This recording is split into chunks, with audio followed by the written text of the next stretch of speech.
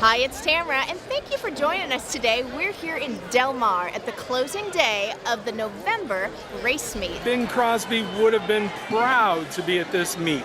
It is gorgeous here in Del Mar. It's been years in the making. Now Breeders' Cup is coming here in 2017. We're going to go up the road a little later this afternoon and take in an incredible spectacle of equestrianism about a man who's been riding from North Carolina all the way to Camp Pendleton today. 2,700 miles. He's been on that saddle since May, and today he's going to touch down on the Pacific Ocean. We're going to cut to that in just a little bit, but right now we've got Del Mar coming your way. I'm Paul Von Peterson with Tamara today joining me as well, and we're bringing you all the hits as we close out 2014. Thanks for tuning in and taking the ride. Sit tight, because here we go. Dude, you let us down.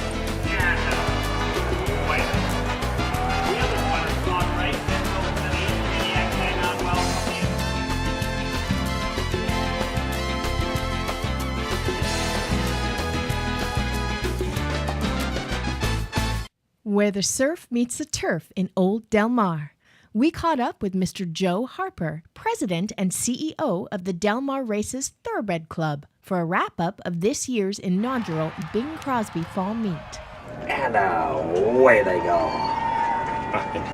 Mr. Joe Harper, hi. How are we doing? So good. It's a glorious day out here in Del Mar. It is. It's almost embarrassing, you know? I think back on all those New York trainers. How you doing at Aqueduct, guys? Huh? Having fun? I love it. So how'd it go? Today's closing day? It went terrific. It really did. Way beyond my expectations. Really? Smooth, good horses, good racing. You know, the trainers are happy, which is very rare, as you know. Oh, yeah. and got a great crowd and a storybook ending. Yeah, fantastic. So Bing and Bubbles went well, huh? Bing and Bubbles, they're always good, yeah. Again, for our viewers, the Breeders' Cup here in 2017. 2017, yes, just around the corner, right? So it's right. It's going to go to Keeneland next year, and then back to Santa Anita, and then to us. We have a good feeling about it. I think it's going to be very successful. So when you've got a market that's small enough to notice you and big enough to support you, as I've said 100 times, you've got a real winner on your hands. You know, San Diego's a great market area. I mean, 50,000 hotel rooms, 30,000 of them within 15 minutes from this track. High-end areas all through this facility. And so the Breeders' Cup now, I think, is more interested in going for the quality of the facility rather than just the sheer numbers, you know? Sure. And when you have this many high-end spots, you know, the seat price goes up a little bit. And I think, you know, you can able to put more money into purses and attract the best horses in the world. So we look forward to it. I love it. Speaking of purses, the next race is the Cecil B. DeMille race, who happened to be your grandfather. He was, yeah. Yeah, good grandfather. Tough boss, but a good great grandfather. Yeah, I was in a couple of his pictures, and yeah, he was very demanding on the stage. He knew what he wanted, you know. And, yes. As long as you gave it to him, it was perfect. I love it.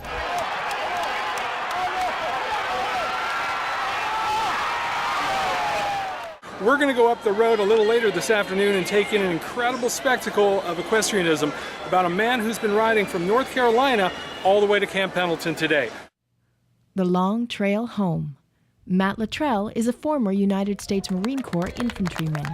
He's riding 2 Mustangs from Camp Lejeune in North Carolina to Camp Pendleton in California to raise money for the Injured Marines Semper Fi Fund. SemperFiFund.org. Matt has a goal to raise $7 million to help support our wounded warriors.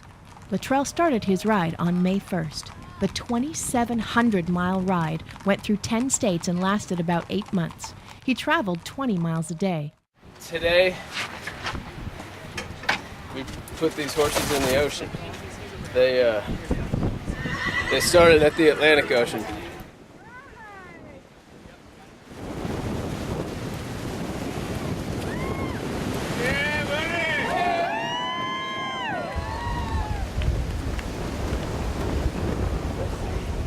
Luttrell is riding a BLM Mustang. He said those horses are something special to him. They've gone the distance. They never quit. They never gave up. We can learn a lot from these horses. Mustangs have to fight for their survival. And as a veteran of 2 tours of Iraq, he can identify with this. Luttrell said that when he came home, he had a tough time adjusting. To think that, you know, we helped out some guys along the way. It makes it all worth it. It makes every step, every stride, every track. We figured it out with 4 horses going down the road every 100 miles. That's 1,536,000 horse tracks. We did that 28 times. Luttrell, who's from Colorado, said riding to the Marine base where he was stationed in Camp Pendleton, California, is going home. The title is The Long Trail Home. We go home. You know, we came back home here to Pendleton. I haven't seen it since 2005. Sir? How are you? Nice to meet you. Ted Vanta. Well, we just want to make sure you had a chance to actually come back and touch the water. And, it means a lot. So what's next? Are you going home or what? Yeah, you're going home. All right. Yeah, we're gonna have some sushi tonight. It's really hard to find good sushi in Oklahoma. Yeah, no doubt. I drove across country about 4 months ago, and that wore me out. So I can't even imagine riding across country. That's really something. Oh, hey, one day at a time. Yeah, one day at a time. One day at a time. Keep your eyes on the horizon. Yeah, exactly. Ride. And was he hoping to accomplish anything else? Peace. Peace within myself. It's what I told my mom. When I started out, I wanted peace. And did he find that peace? Found it a while ago. Just had to make it here because we said we would. If you would like more on Matt Luttrell's journey or to make a donation on his behalf to the Semper Fi Fund, please visit his page on Facebook, The Long Trail Home.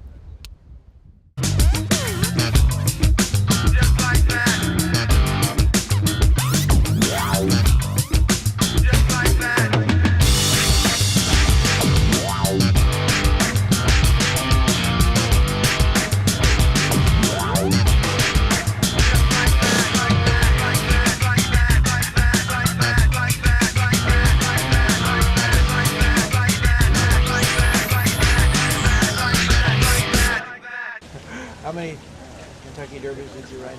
I rode in 3 of them, but we won't talk about the first 2. Well, he had the best view in the entire house at those 2 Kentucky Derbies. He could see every horse in the race from where he was. That's right. Except for his.